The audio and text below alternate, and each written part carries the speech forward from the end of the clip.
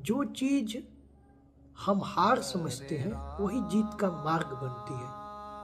अब बस नजर बदलने की जरूरत है। आते हैं श्री राम जी का उदाहरण लेते हैं। भगवान श्री राम सदैव सत्य और धर्म का पालन किए, फिर भी उन्हें 14 वर्ष का वनवास मिला। क्या वो हार थी? बिल्कुल नहीं। वो तो धर्म की विजय की तैयारी थी। वनवास के बिना रावण का वध संभव नहीं था। जो सुख लहे राम सेवकन ही, सो सुख नहीं परलोक नहीं। जो सुख भगवान की सेवा और धर्म पालन में है वह कहीं और नहीं है। ये तुलसीदास जी ने लिखा है। वनवास के उस दुख ने ही धर्म की विजय का मार्ग प्रशस्त किया, यानी राम की हार ही उनकी सबसे बड़ी जीत थी।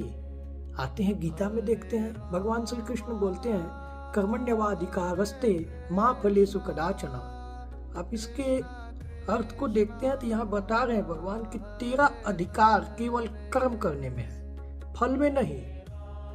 जब हम फल की चिंता छोड़कर कर्तव्य करते हैं तो जीत हार दोनों ईश्वर पर छोड़ देते हैं, और तब ईश्वर हमारी हार को भी जीत में बदल देते हैं। लेकिन ईश्वर पे छोड़ना जरूरी है।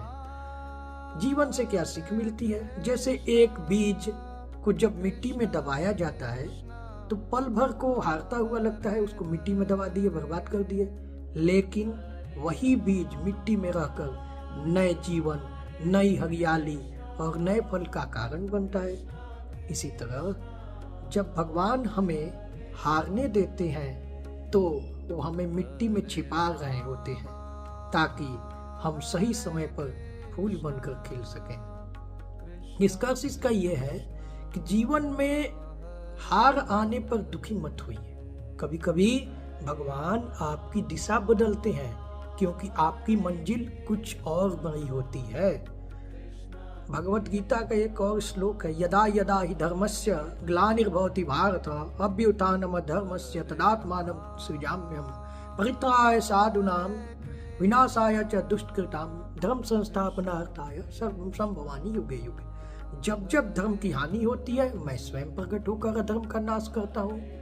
तो जब भी जीवन में हार लगे याद रखिए भगवान पीछे नहीं कर रहे हैं बल्कि तैयारी कर रहे हैं आपको आगे लाने की है। हर हार में भगवान का आशीर्वाद छिपा है। विश्वास बनाए रखिए, कल वही आपकी सबसे बड़ी जीत बनेगी। जय श्री राम, जय श्री कृष्ण।